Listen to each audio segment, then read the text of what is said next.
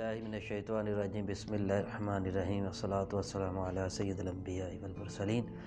ناظرین، ہم نے پہلے ویڈیو بنائی فقیر کے مقام پر، لیکن اس میں کچھ کمی پیشی ہوئی جس کی وجہ سے ہم نے چاہا کہ اس کو مزید واضح کیا جائے۔ کچھ چیزیں تھیں جن کو واضح نہیں کر سکے، تو ہم نے کوشش کیا دوبارہ۔ اللہ پاک ہماری کوشش کو اپنی بارگاہ میں قبول فرمائے کہ ہم اس بات کو واضح کر دیں، تاکہ جو ہمارے ناظرین ہیں، سننے والے ہیں، انہیں وہ بات کی کچھ نہ کچھ سمجھ آ جائے، کیونکہ کچھ مقام ایسے ہوتے ہیں ولایت کے جس کو سمجھنا انسان کے بس کی بات نہیں ہوتی، لیکن کچھ نہ کچھ سمجھ آ جائے جس سے کچھ نہ کچھ اندازہ ہو جاتا ہے انسان کو۔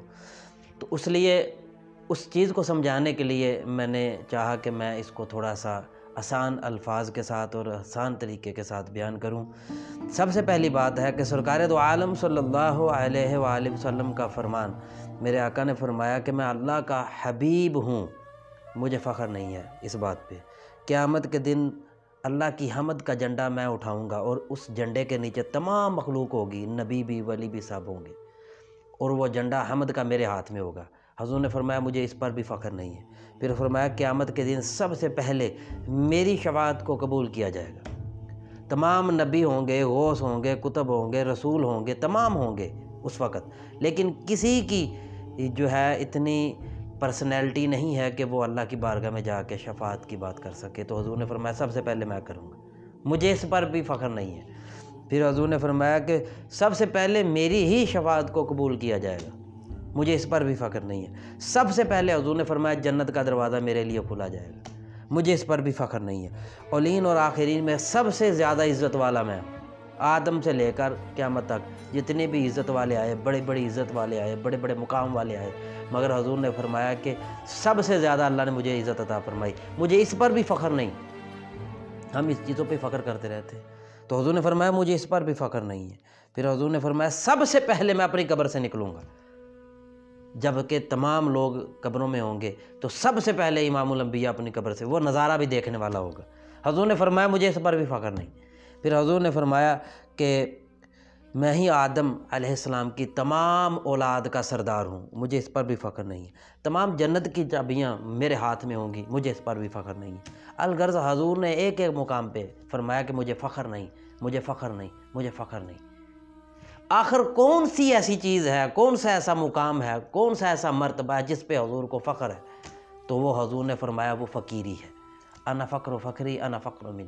حضور نے فرمایا فقیری میرا فخر ہے اور فقیری مجھ میں سے ہے۔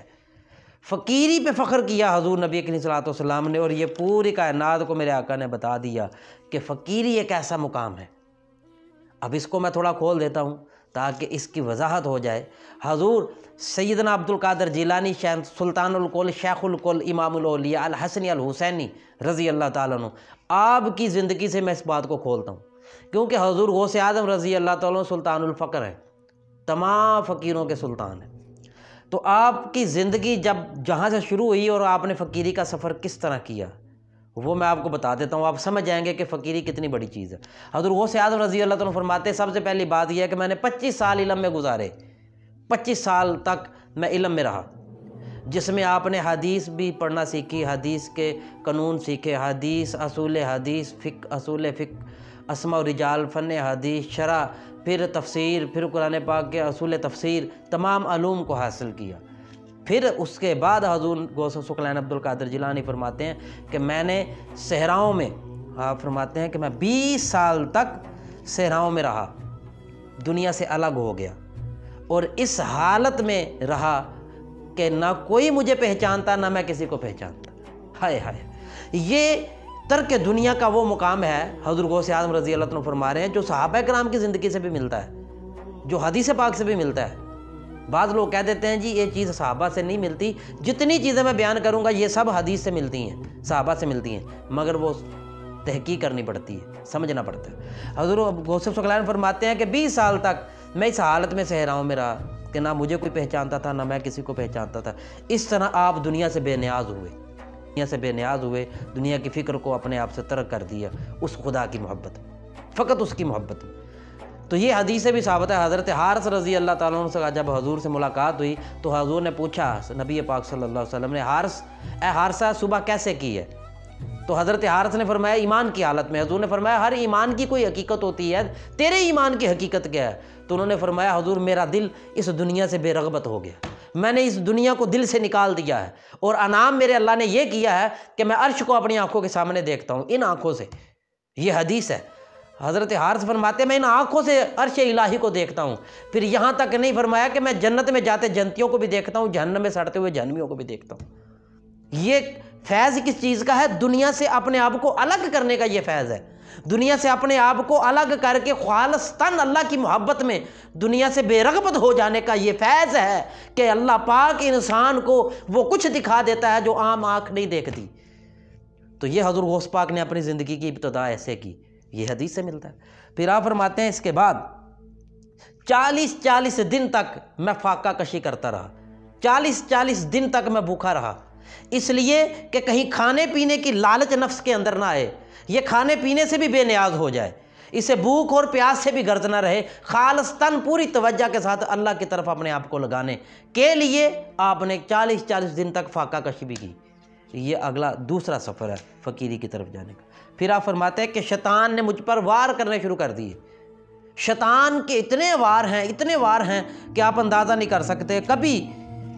کبھی وہ عورت کے روپ میں وار کرتا ہے بندے پہ، کبھی وہ دولت کے روپ میں وار کرتا ہے بندے پہ، کبھی وہ اولاد کے روپ میں وار کرتا ہے بندے پہ، کبھی وہ بیوی کے روپ میں وار کرتا ہے بندے پہ۔ بندہ مقام پہ ہوتا ہے، ایسا وار ہوتا ہے کہ بندہ گر جاتا ہے۔ حضرت بابا فرید رضی اللہ تعالیٰ فرماتے ہیں کہ میں اللہ کے ولیوں کی زیارت کے لیے جاتا تو ایک اللہ کا ولی مجھے غار میں، پتہ چلا کہ فلاں اوپر پہاڑ کے ایک غار ہے، اس غار کے اندر ایک اللہ کا ولی ہے، اور وہ اللہ کا اتنا بڑا ولی ہے کہ وہ کسی سے ملاقات نہیں کرتا، لیکن وہ بڑا مقام رکھتا ہے، وہ ملاقات کسی سے نہیں کرتا۔ حضرت بابا فرید فرماتے ہیں میں اس غار پر جب پہاڑ پہ چڑھا، غار کی طرف گیا تو غار کے قریب جب میں پہنچا تو وہاں پر ایک ٹانگ کٹی پڑی تھی، ایک شخص کی انسانی ٹانگ کٹی پڑی تھی غار کے باہر۔ تو میں ڈرا گیا کہ یہ ٹانگ کیسی ہے۔ پھر آپ فرماتے ہیں میں غار کے اندر داخل ہوا، تو میں بھی داخل ہی ہوا تو مجھے بزرگوں نے فرمایا کہ آ گیا فرید، میں تیرا ہی انتظار کر رہے ہیں۔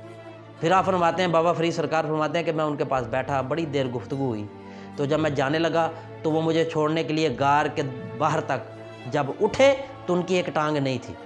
تو میں نے پوچھا حضور یہ آپ کی ٹانگ کیسے، اور وہ جو باہر ٹانگ پڑی ہے کیا وہ آپ کی ہے؟ تو اس اللہ کے ولی نے فرمایا ہاں وہ ٹانگ میری ہے۔ تو پھر انہوں نے مجھے واقعہ سنایا کہ میں بڑی دیر سے غار میں بیٹھا، اللہ کی محبت میں، اللہ کے قرب حاصل کرنے کے لیے بیٹھا ہوا تھا۔ سردیوں کا موسم آیا تو میں دھوپ کے لیے کہ تاکہ دھوپ میں بیٹھوں اور تھوڑی سی سردی کم ہو، تو آپ فرماتے ہیں بابا جی فرماتے ہیں کہ میں دھوپ لینے کے لیے غار کے دروازے پہ جب گیا تو شیطان نے مجھ پہ وار کر دیا۔ کیسا کہ وہ عورت کے روپ میں، بڑی خوبصورت بڑی حسین عورت کے روپ میں اس غار کے آگے سے گزرا۔